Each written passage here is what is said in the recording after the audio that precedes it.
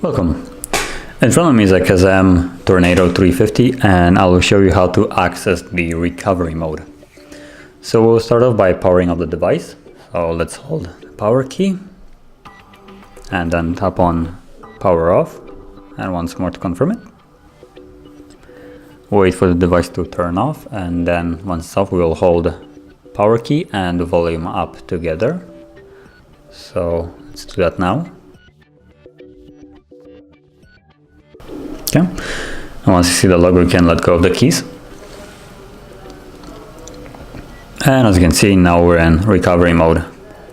From here you can do some updates to SD card, reboot the system, power off, do also a hard recovery or hard reset, wipe cache, and you scroll using volume keys, so volume up and down to go up and down, and power key to confirm it.